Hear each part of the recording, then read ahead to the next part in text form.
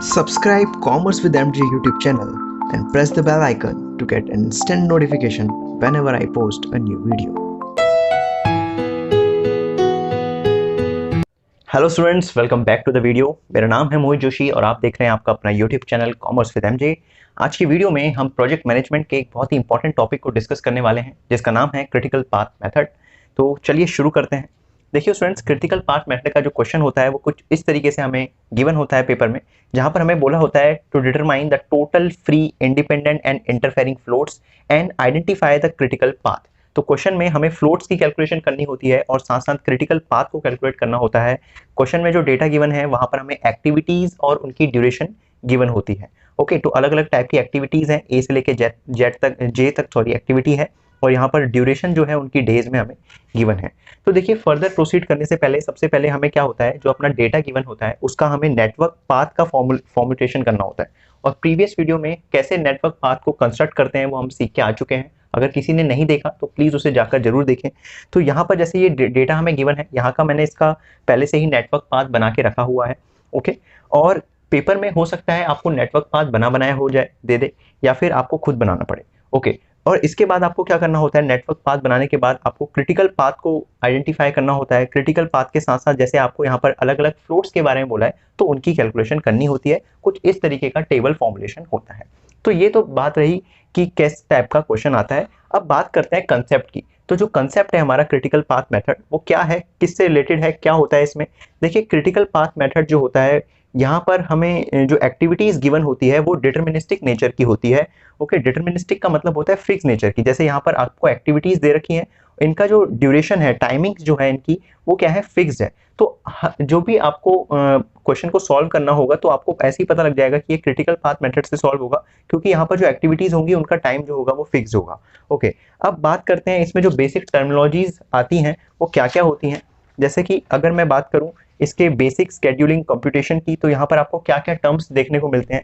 Like I जे का होता है, ये एक्टिविटी को शो करते हैं, जिसमें जो आई है वो एक्टिविटी के टेल इवेंट को शो करता है और जो जे है वो एक्टिविटी के हेड इवेंट को शो करता है।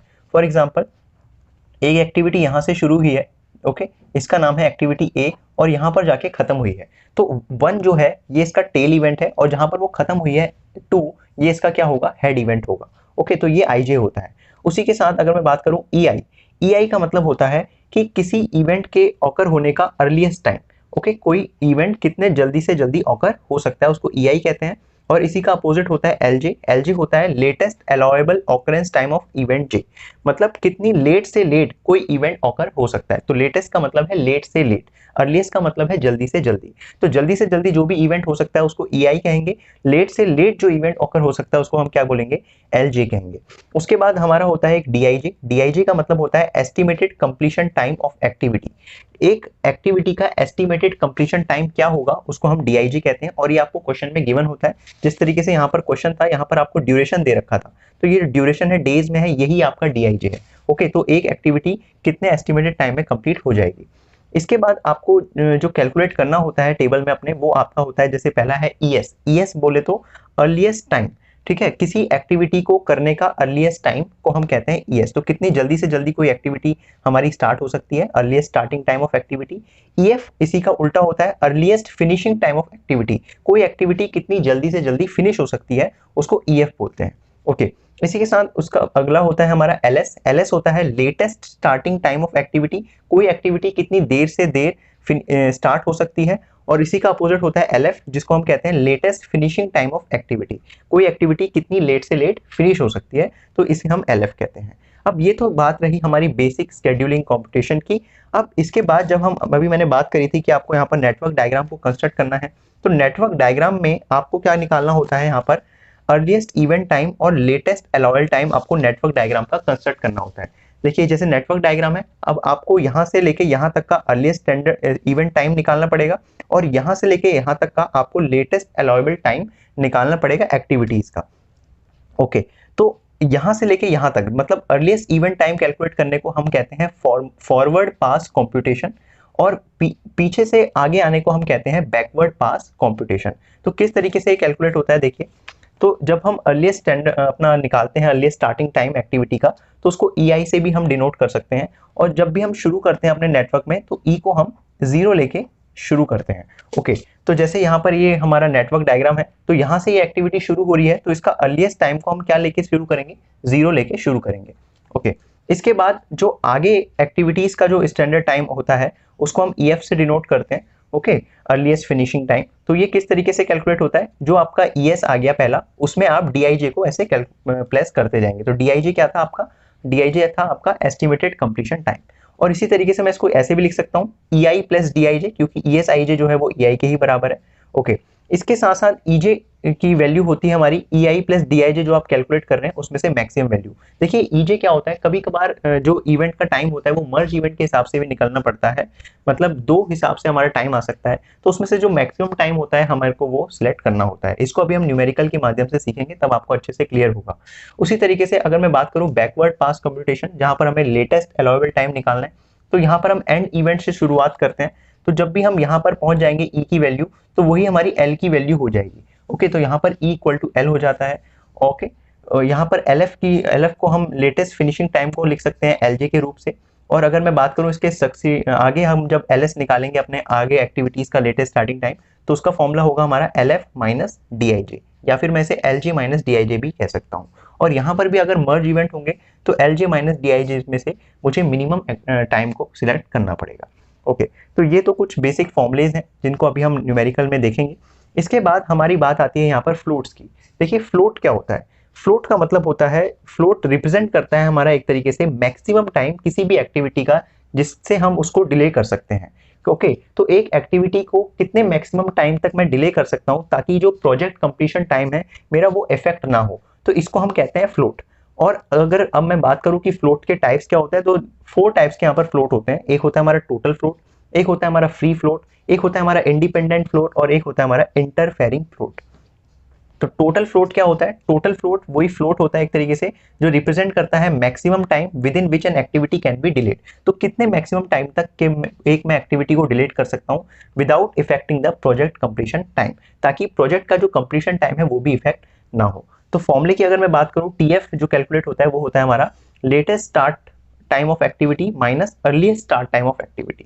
ओके, और इसको अगर मैं शॉर्ट में लिखूं तो LSIJ माइनस ESIJ, या फिर मैं इसको और भी लिख सकता हूँ LS minus EI minus DIJ, इस रूप में भी मैं लिख सकता हूँ।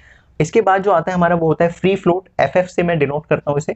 तो ये क्या होता है, it is the time by which completion of N activity can be delayed without delaying it's immediate successor activity. ये वो टाइम है जहां पर मैं किसी एक्टिविटी के कंप्लीशन को क्या कर सकता हूं, डिले कर सकता हूं। कोई पर्टिकुलर एक्टिविटी के कंप्लीशन को मैं डिले कर सकता हूं, और ऐसे डिले करूंगा जिससे उसके आगे आने वाली जो एक्टिविटी का जो कंप्लीशन टाइम है वो उसमें कोई फर्क नहीं पड़ेगा। तो इसको हम कहते हैं फ्री फ्लोट। तो फ्री फ्लोट को कैसे डिनोट करते हैं हम, FF से। ओके, तो इसका फॉर्मूला क्या है, earliest time of event J minus earliest time of event I minus activity time of for IJ।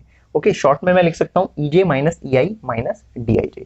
इसके बाद जो हमारा फ्लोट होता है उसका नाम है हमारा इंडिपेंडेंट फ्लोट। देखिए इंडिपेंडेंट फ्लोट क्या होता है, इंडिपेंडेंट फ्लोट पोर्शन है टोटल फ्लोट का within which an activity can be delayed for start without affecting the floats of preceding activity. तो इंडिपेंडेंट फ्लोट जो है वो टोटल फ्लोट का ही पोर्शन है जहां पर मैं किसी एक्टिविटी को स्टार्टिंग से ही क्या कर देता हूँ, डिलीट कर देता हूँ, लेकिन ऐसे डिलीट करना है कि उसके जो पीछे वाली एक्टिविटी है उसके टाइम को क्या हो, कोई इफेक्ट ना पहुंचे। ओके, तो IF से मैं इसको डिनोट करता हूं, तो इसका फॉर्मूला होता है हमारा EJ minus LI minus DIJ। Okay, इसके बाद लास्ट जो फ्लोट है उसका नाम होता है हमारा इंटरफेरिंग फ्लोट। इंटरफेरिंग फ्लोट भी टोटल फ्लोट का पार्ट है which causes reduction in the floats in the succeeding activity. इसके कारण क्या होता है, आगे आने वाली एक्टिविटीज के जो टाइम होता है उसमें रिडक्शन देखने को मिलती है। ओके, तो ये इंटरफेरिंग फ्लोट है, और इसका जो फॉर्मूला होता है वो हमारा होता है TF माइनस FF। तो TF हमारा टोटल फ्लोट था, FF माना हमारा फ्री फ्लोट था। तो टोटल फ्लोट को अगर मैं फ्री फ्लोट से माइनस कर दूंगा तो मेरा अपने आप इंटरफेरिंग फ्लोट कैलकुलेट हो जाएगा। इसके बाद जो फिफ्थ यहाँ पर एक बात है वो है हमारी स्लैक। स्लैक क्या होता है, it is the time by which occurrence of N activity can of an event can be delayed. देखिए स्लैक वो टाइम होता है जिस टाइम में मैं किसी भी इवेंट के ऑकरेंस को क्या कर सकता हूँ, डिले कर सकता हूँ। सपोज कोई इवेंट अभी हो रहा है उसको मैं आगे डिले कर सकता हूँ, तो इसको हम कहते हैं स्लैक। और इसको किस तरीके से कैलकुलेट करते हैं, ये हमेशा इवेंट का कैलकुलेट होता है। तो latest occurrence time of an event minus earliest occurrence time of an event, तो ये फॉर्मूला लगा के मैं स्लैक निकाल सकता हूँ। अब जो लास्ट यहाँ पर हमारी बात आती है क्रिटिकल पाथ से रिलेटेड, तो अब बात करते हैं कि क्रिटिकल पाथ क्या होता है। तो उसमें भी हमारे 3 टर्मिनोलॉजीज हैं। फर्स्ट जो है हमारा वो है हमारा क्रिटिकल इवेंट। देखिए क्रिटिकल इवेंट बोले तो the event with 0 slack times are called critical event. अभी मैंने ऊपर स्लैक कैलकुलेट किया, जहां पर हम देखते हैं कि लेटेस्ट ऑकरेंस टाइम और इवेंट अर्लीस्ट ऑकरेंस टाइम का हम डिफरेंस करते हैं। तो जहां जहां डिफरेंस करके आंसर 0 आ रहा है, जहां जहां डिफरेंस करके आंसर 0 आ रहा है, मतलब जहां पर भी हमारा स्लैक टाइम 0 आ रहा है, तो ऐसे इवेंट को मैं क्रिटिकल इवेंट कहता हूं। ओके, इसके बाद अगर मैं बात करूं क्रिटिकल एक्टिविटी की, तो क्रिटिकल एक्टिविटी क्या होता है। अभी जैसे कि हमने टोटल फ्लोट में बात करी थी कि टोटल फ्लोट क्या होता था, टोटल फ्लोट डिफरेंस होता था लेटेस्ट स्टार्ट टाइम और अर्लीस्ट स्टार्ट टाइम का किसी भी एक्टिविटी का। तो जब भी टोटल फ्लोट जब हम कैलकुलेट करते हैं, उसमें से जो भी टोटल फ्लोट की वैल्यू 0 होती है उसको हम कहते हैं क्रिटिकल एक्टिविटी। जैसे ये हमारा जो क्वेश्चन है, यहाँ पर हम फ्लोट में कैलकुलेट करेंगे टोटल फ्लोट, तो टोटल फ्लोट में जो जो एक्टिविटीज की वैल्यू मेरी 0 होगी, तो उस एक्टिविटी को मैं क्या कहूंगा, क्रिटिकल एक्टिविटी कहूंगा। इसके बाद लास्ट बात आती है हमारी क्रिटिकल पाथ की। तो क्रिटिकल पाथ क्या है, वो जो क्रिटिकल एक्टिविटीज का नेटवर्क, जो मैंने क्रिटिकल एक्टिविटी निकाली, मतलब जिनका स्लैक हमारा 0 है वो मैंने निकाल दिया। ओके, अब जब मैं इनका सीक्वेंस बना दूंगा, तो इसी सीक्वेंस को, क्रिटिकल एक्टिविटी के सीक्वेंस को हम क्या कहते हैं, अपना क्रिटिकल पाथ कहते हैं। और अगर मैं डेफिनेशन की बात करूं, क्रिटिकल पाथ की डेफिनेशन, तो वो है critical path is the longest path in the network from starting event to the ending event. Critical path क्या है, एक लॉन्गेस्ट पाथ है एक नेटवर्क का, जो कि स्टार्टिंग इवेंट से एंडिंग इवेंट तक होता है। और ये क्या दर्शाता है, ये minimum time required to complete the project. देखिए है तो ये लॉन्गेस्ट पाथ, लेकिन ये शो करता है कि किसी प्रोजेक्ट को कंप्लीट करने का मिनिमम टाइम कितना लगने वाला है, वो हमारा क्रिटिकल पाथ शो करता है। ओके, तो ये बात रही हमारी यहाँ बेसिक डेफिनेशंस की, बेसिक टर्मिनोलॉजीज की क्रिटिकल पाथ मेथड से रिलेटेड। आइए अब बात करते हैं अपने न्यूमेरिकल की तरफ। अब देखिए स्टूडेंट्स, जब हम अपने क्वेश्चन को शुरू करेंगे, तो सबसे पहले हमें जो डेटा गिवन है उससे हमें नेटवर्क डायग्राम को बनाना है। तो यहाँ पर मैंने नेटवर्क डायग्राम पहले से ही बना के रखा हुआ है। तो जैसे कि यहाँ पर एक्टिविटीज है 1 to 2, 2 to 3, 2 to 4, वैसे यहाँ तक 7 to 8 तक गई हुई हैं, और यहाँ पर उनका ड्यूरेशन दे रखा है। तो देखिए सबसे पहले एक्टिविटी कहाँ से शुरू हुई, 1 से लेके 2 तक। तो 1 से 2 तक हमने एक्टिविटी ए को शुरू करा, और उसका कंप्लीशन टाइम कितना है, 2 डेज है। ओके, तो यहाँ पर ये एक्टिविटी ए लिखा है। ओके, और इसका ये कंप्लीशन टाइम लिखा है। उसके बाद 2 से लेके 3 गई है, जिसका कंप्लीशन टाइम 8 डे है, और ये बी है। उसके बाद हमारा 2 से 4 भी गया है, तो 2 से 4 भी हम गए हुए हैं। ओके, और यहाँ पर मैं इसको सी से डिनोट कर दूंगा। ओके, और इसका कंप्लीशन टाइम कितना है, 10 है। उसी तरीके से इसके बाद डी में हम देखा 3 से 5 में गए हैं, तो 3 से हम 5 में आए हैं। ओके, और इसका कंप्लीशन टाइम 6 है। और इसके बाद 3 से 6 में भी गए हैं। ओके, 3 से 6 में गए हैं, और ये ई है, और इसका कंप्लीशन टाइम 3 है। इसके बाद हम 4 से 5 में गए हैं। ओके, जो ये 4 था, यहाँ से हम 5 में गए हैं, और इसका कंप्लीशन टाइम क्या है, 3 डेज है। इसके बाद हम 4 से 7 में गए हैं, जो जी एक्टिविटी है, और इसका कंप्लीशन टाइम 7 डेज है। इसके बाद हम 5 से 8 में गए हैं, 5 से लेके 8 में, इसका कंप्लीशन टाइम 5 डेज है, और इसका एक्टिविटी एच नाम है। इसके बाद हम आई उसमें 6 से 8 गए हैं, तो 6 में थे हम, 6 से 8 गए हैं, इसका कंप्लीशन टाइम 2 डेज है। इसके बाद लास्ट में हम जे से 7 से 8 में गए हैं। ओके, एक्टिविटी 8, और इसका कंप्लीशन टाइम क्या है, इसका कंप्लीशन टाइम 8 डेज है। ओके, तो जे इसका नाम है। तो इस तरीके से ये तो नेटवर्क डायग्राम है। अब नेटवर्क डायग्राम बनाने के बाद हमें क्या करना होता है, ई और एल की वैल्यू को कैलकुलेट करना है हर इवेंट की। ओके, तो वो किस तरीके से होती है, अभी हमने बात करी थी थ्योरी में, forward pass computation and backward pass computation. Okay, तो जिसकी हम अभी बात कर रहे थे, forward pass computation and backward pass computation. तो मैंने बताया जब भी हम फॉरवर्ड पास कंप्यूटेशन लेते हैं, तो ई सबसे पहले इवेंट की ई की वैल्यू को हम क्या लेते हैं, 0 लेते हैं।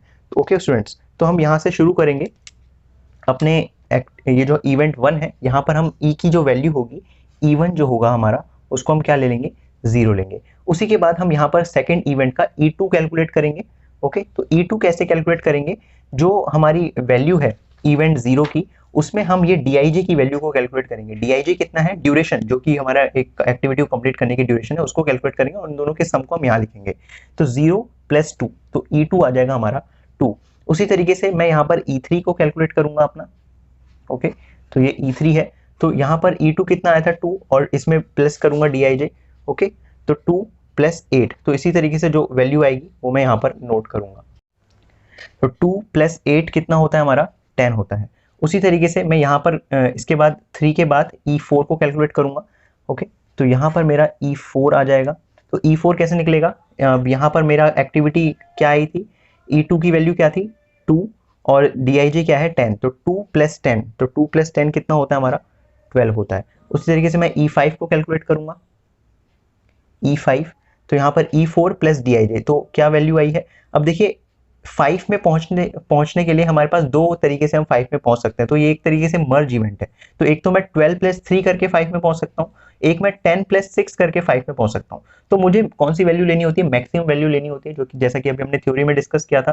तो 10 + 6 16 होता है और 12 + 3 हमारा कितना होता है, 12 + 3 15 होता है। तो मैक्सिमम वैल्यू क्या है 16, तो E5 जो होगी हमारी वो कितनी हो जाएगी 16 हो जाएगा। उसी तरीके से मैं E6 में जाऊंगा, तो यहाँ पर मेरा E6 है, ओके। तो E6 में मैं एक ही उससे आ सकता हूँ, तो 10 + 3 करूंगा, तो 10 + 3 मेरा होता है 13, ओके। इसके बाद मैं E7 में जाऊंगा, तो ये मेरा E7 है, तो E7 में ये E4 प्लस को 7 कर दूंगा, तो 12 + 7 मेरा होता है 19, और लास्ट में मैं E8 में आऊंगा अपने, ओके। तो E8 में देखिए एक्टिव इवेंट 8 में मैं तीन तरीके से आ सकता हूँ, एक यहाँ से, एक यहाँ से और एक 20 से, ओके। तो तीनों की वैल्यू को कैलकुलेट करूंगा, देखूंगा मैक्सिमम किस में आ रहा है। तो 13 + 2 एक होता है 15, एक है 16 + 5 वो होता है हमारा 21, एक है हमारा 19 + 8, अब 19 + 8 होता है 27, तो मैक्सिमम वैल्यू हमारी 27 आ रही है। तो इस तरीके से मैंने क्या किया, फॉरवर्ड पास्ट कंप्यूटेशन किया और यहाँ पर सारे इवेंट की वैल्यू को निकाल दिया। अब मैं बैकवर्ड पास्ट कंप्यूटेशन करके अपने लेटेस्ट अलाउबल टाइम को निकालूंगा। ये मैंने सारी इवेंट के अर्लीस्ट इवेंट टाइम को निकाला है। अब लेटेस्ट अलाउबल टाइम को निकालते समय हम यहाँ से शुरू करते हैं, और यहाँ पर से जो हमारा पहला इवेंट जैसे है L8, तो वो उसी के बराबर होता है जो हमारा E8 होता है, तो वही वैल्यू हम ले लेंगे। तो ये 27 था, तो ये 27 है। अब इसी तरीके से हमें पीछे पीछे जाना है और यहाँ पर हम माइनस माइनस करते हुए जाते हैं। अब जैसे L8 के बाद मैं L7 निकालूंगा, ओके। तो वैल्यू कैसे होगी 27 - 8, तो 27 - 8 कितना होता है 19 होता है। वैसे ही इसके बाद मैं L4 निकाल सकता हूँ, यहाँ पर L4 कैसे निकलेगा 19 - 7, तो 19, ओके। तो 19 - 7, और दूसरे यहाँ से भी निकल सकता है। देखिए L4 दो तरीके से निकल सकता है, यहाँ से और एक यहाँ से, ओके। तो इससे पहले मैं कुछ और भी निकाल लेता हूँ, चलो पहले मैं L6 निकाल लेता हूँ, L7 के पहले L6 निकाल लेता हूँ। तो वो कैसे निकलेगा 27 - 2 करके निकल जाएगा, तो ये कितना होता है हमारा 25 होता है। उसी तरीके से मैं L6 के बाद L5 भी निकाल सकता हूँ, ओके। तो L5 कैसे निकलेगा आपका 27 - 5 करके निकलेगा, तो वो कितना होता है 22। अब मैं L4 को निकाल लेता हूँ, तो देखिए L4 निकालने के लिए आप यहाँ से भी आ सकते हो और यहाँ से भी आ सकते हो, तो दोनों में से जो मिनिमम होगा उसको मैं लूंगा। तो एक तो है 22 - 3 वो हमारा 19 होगा, एक होता है 19 - 7 वो हमारा 12 होता है, तो 12 को मैं लूंगा क्योंकि वो मिनिमम वैल्यू है। इसके बाद L4 निकल गया, L3 निकाल लेते हैं अब। L3, तो L3 के लिए भी मैं दो तरीके से जा सकता हूँ, एक यहाँ से पहुंच सकता हूँ और एक यहाँ से। तो यहाँ से अगर मैं पहुंचूंगा तो होगा हमारा 25 - 3 वो होता है हमारा 22। उसके बाद हमारा एक है हमारा 22 - 6 जो कि हमारा होता है 16, तो 16 जो है वो लीस्ट है, इसको मैं ले लूंगा।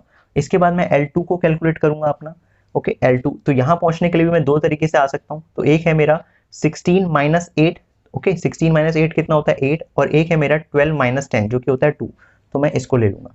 और लास्ट में मैं L1 कैलकुलेट करूंगा, तो L1 कैसे निकलेगा L2 माइनस ये Dij, तो 2 - 2 ये हो गया हमारा 0। तो इस तरीके से मैंने forward pass computation and backward pass computation करके अर्लीस्ट इवेंट टाइम और लेटेस्ट अलाउबल टाइम को कंप्यूट कर लिया है, ओके।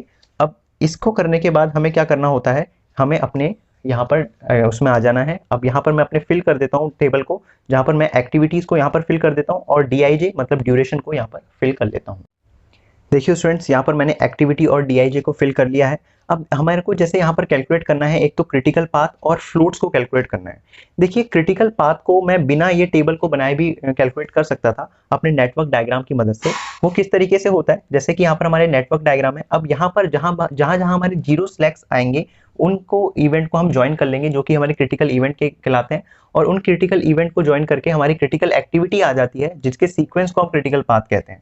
तो जैसे जैसे अगर मैं देखूं, अगर स्लैक को अगर मैं देखूं, तो स्लैक जहां पर भी ई और एल दोनों की वैल्यू सेम हो, उनका डिफरेंस क्या आ जाएगा 0 आ जाएगा। जैसे यहाँ पर ई और एल की वैल्यू सेम है, यहाँ पर ई एल की वैल्यू सेम है, यहाँ पर EL की वैल्यू सेम है, वैसे यहाँ पर भी EL की वैल्यू सेम है और यहाँ पर भी EL की वैल्यू सेम है, तो इन सबका स्लैक क्या रहेगा, 0 आएगा। तो एक तरीके से कैसे इवेंट हो जाएंगे, सारे क्रिटिकल इवेंट हो जाएंगे। ओके, और इन क्रिटिकल इवेंट को अगर मैं सब कुछ कंबाइन कर दूं तो ये क्रिटिकल पाथ बन जाएगा। तो जैसे यहाँ से लेके यहाँ तक, फिर यहाँ से लेके यहाँ तक, फिर यहाँ से लेके यहाँ तक और फिर यहाँ से लेके यहाँ तक, तो ये एक तरीके से मेरा क्रिटिकल पाथ होगा। लेकिन हमें क्वेश्चन में क्योंकि फ्लोट निकालने को भी कहा था, तो हम पूरे अपना डेटा को बना के यहाँ पर क्रिटिकल पाथ निकालेंगे, जहाँ पर जब हम टोटल फ्लोट को कैलकुलेट करेंगे तो टोटल फ्लोट में जहाँ जहाँ भी जीरो एक्टिविटी, जीरो आएगा हमारा आंसर एक तरीके से, तो उन एक्टिविटी के कॉम्बिनेशन से आप क्रिटिकल पाथ लेंगे। अगर ऐसा नहीं होता तो हम सिंपल ये अपने पाथ को फॉलो करते और कहते कि ये हमारा क्रिटिकल पाथ है। अब देखिए किस तरीके से टेबल का फॉर्मुलेशन होता है। देखिए टेबल कुछ इस तरीके से बनाई जाती है जहां पर आपको एक्टिविटी और ड्यूरेशन को शो करना है, उसके बाद आपको स्टार्ट और फिनिश का कॉलम बनाना है जहां पर आपको अर्लीस्ट स्टार्ट और लेटेस्ट स्टार्ट को कैलकुलेट करना होता है, उसके बाद अर्लीस्ट फिनिश और लेटेस्ट फिनिश को कैलकुलेट करना होता है, और लास्ट में आपको फ्लोट कैलकुलेट करना है। तो डिफरेंट 4 टाइप्स के फ्लोट हैं, total, free, independent and interfering. तो सबसे पहले जो हम फिल करते हैं वो अपना अर्लीस्ट स्टार्ट और लेटेस्ट फिनिश को फिल करते हैं with help of this network diagram. अब देखिए आप देख सकते हैं यहाँ पर अर्लीस्ट स्टार्ट जैसे एक्टिविटी 1 से लेके 2 है, तो 1 से लेके 2 में अर्लीस्ट स्टार्ट टाइम क्या है, 0। ओके, तो 1 में अर्लीस्ट स्टार्ट टाइम क्या है, 0। और वैसे ही अगर मैं बात करूं कि 1 से लेके 2 में लेटेस्ट फिनिश टाइम कितना है, तो 1 से लेके 2 में लेटेस्ट फिनिश टाइम कितना है हमारा, 2। तो यहाँ पर कितना आ जाएगा, 2 आ जाएगा। उसी तरीके से हम आगे देखेंगे एक्टिविटी 2 to 3, तो 2 to 3 में अर्लीस्ट जो फिनिश टाइम है वो कितना है, 2 है। ओके, और लेटेस्ट फिनिश टाइम कितना है, 16 है। तो यहाँ पर कितना आ जाएगा, 16 आ जाएगा। उसके हिसाब से वैसे ही 2 to 4, एक्टिविटी 2 से लेके 4, तो 2 में अर्लीस्ट स्टार्ट टाइम कितना है हमारा, 2 है। ओके, और 4 में जाने में लेटेस्ट फिनिश टाइम कितना है, 12 है। तो यहाँ पर कितना आ जाएगा हमारा, 12 आ जाएगा। उसी तरीके से हम आगे देखेंगे 3 to 5, तो यहाँ पर मैं देखता हूँ 3 to 5, तो 3 to 5 में अर्लीस्ट स्टार्ट टाइम कितना है हमारा, 10 है, और लेटेस्ट फिनिश टाइम कितना है हमारा, 22 है। तो यहाँ पर हमारा 22 आ जाएगा। उसी के साथ साथ अगर मैं देखूँ अपना 3 to 6, तो 3 to 6 में अर्लीस्ट स्टार्ट टाइम मेरा 10 है और लेटेस्ट फिनिश टाइम मेरा 25 है। तो यहाँ पर 10 आएगा और यहाँ पर कितना आ जाएगा आपका, 25 आ जाएगा। उसी तरीके से मैं आगे देखूं 4 to 5, तो एक्टिविटी 4 to 5, तो अर्लीस्ट स्टार्ट टाइम मेरा 12 है और लेटेस्ट फिनिश टाइम मेरा 22 है। तो यहाँ पर 12 आएगा और यहाँ पर आपका 22 आ जाएगा। ओके, इसके बाद मैं देखूं एक्टिविटी 4 to 7, तो 4 to 7 में अर्लीस्ट स्टार्ट टाइम 12 है और लेटेस्ट फिनिश टाइम आपका 19 है। तो यहाँ पर 12 और 19 आपका आ जाएगा। इसके बाद 5 to 8, तो आपकी ये 5 है ये 8 है, तो यहाँ पर अर्लीस्ट स्टार्ट टाइम 16 है और लेटेस्ट फिनिश टाइम 27 है। तो 16 एंड 27 यहाँ पर आ जाएगा। वैसे ही 6 to 8 को अगर मैं देखूं तो 6 to 8 में अर्लीस्ट स्टार्ट टाइम 13 है और लेटेस्ट फिनिश टाइम 27 है। तो यहाँ पर 13 एंड 27। इसके बाद लास्ट जो है वो 7 to 8 है, तो 7 to 8 में अगर मैं देखूं तो अर्लीस्ट स्टार्ट टाइम 19 है और लेटेस्ट फिनिश टाइम 27 है। तो earliest start time 19 and latest finish time 27 है। तो इस तरीके से मैंने क्या कैलकुलेट कर लिया, अपना अर्लीस्ट स्टार्ट टाइम और लेटेस्ट फिनिश टाइम को मैंने कैलकुलेट कर लिया। तो अर्लीस्ट स्टार्ट टाइम को मैं EI से डिनोट करता हूँ और लेटेस्ट फिनिश टाइम को मैं LJ से डिनोट करता हूँ। अब इसके बाद मुझे लेटेस्ट स्टार्ट और अर्लीस्ट फिनिश कैलकुलेट करना है। देखिए स्टूडेंट, लेटेस्ट स्टार्ट का जो फॉर्मूला होता है वो क्या होता है, LJ माइनस DIJ। क्या होता है लेटेस्ट स्टार्ट का फॉर्मूला, LJ माइनस DIJ। ये आपने जो LJ कैलकुलेट करा उसमें से ये DIJ की वैल्यू को हम माइनस करते चले जाएंगे। तो फर्स्ट क्या होगा हमारा 2 माइनस 2, जो कि क्या होता है हमारा 0। देन 16 माइनस 8, ये हमारा होता है 8। देन 12 माइनस 2, ये हमारा होता है 2। 22 माइनस 6, ये हमारा होता है 16।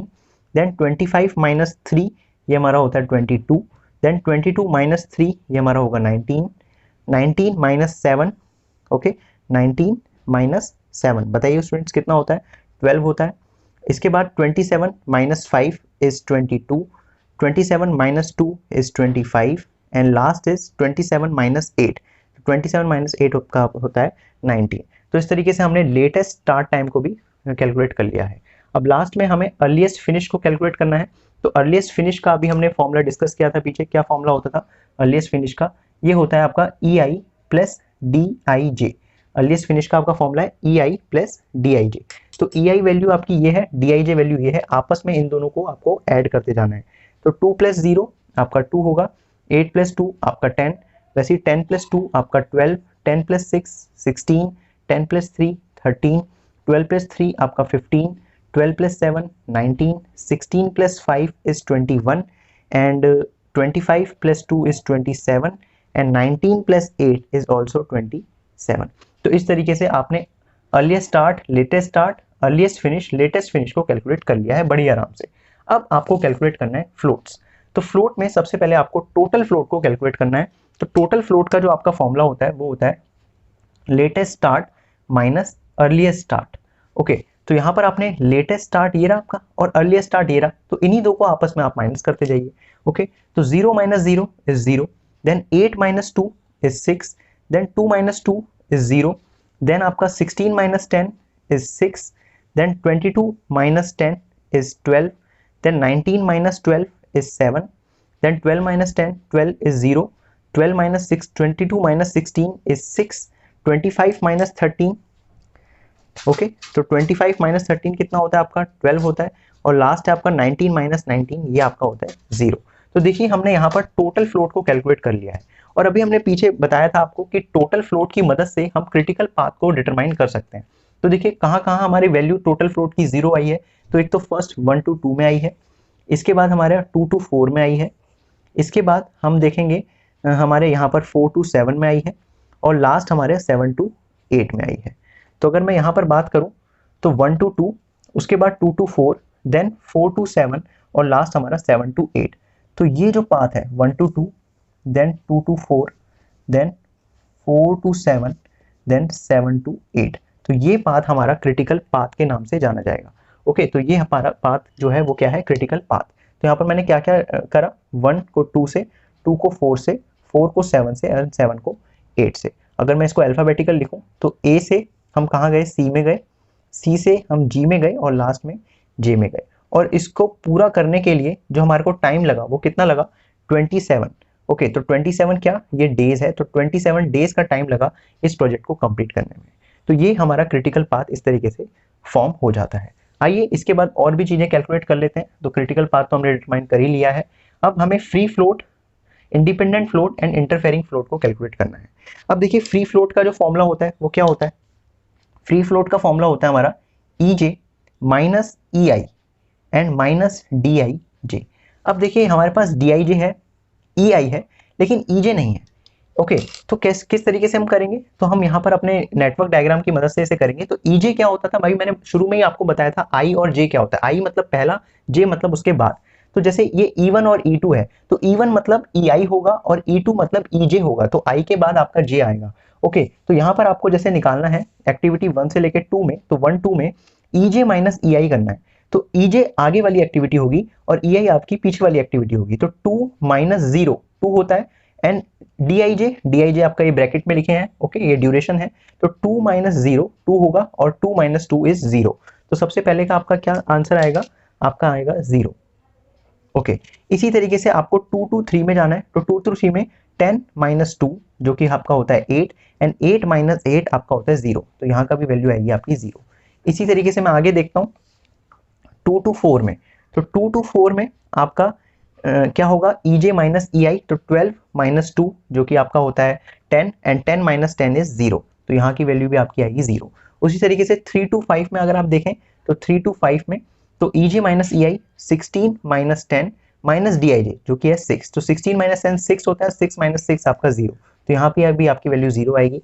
इसके बाद है हमारा 3 to 6, तो एक्टिविटी 3 to 6, तो 3 to 6, तो EJ ये रहा, EI ये रहा, तो 13 माइनस 10 3, एंड 3 माइनस 3 इज 0। तो यहाँ पर भी वैल्यू 0। देन 4 to 5 एक्टिविटी, तो 4 to 5, तो यहाँ पर EJ माइनस EI, तो 16 minus 12 that is 4, and 4 minus 3 is 1। तो यहाँ पर आएगा 1। Then 4 to 7 activity, 4 to 7 EJ minus EI 19 minus 12, okay 7, and 7 minus 7 is 0।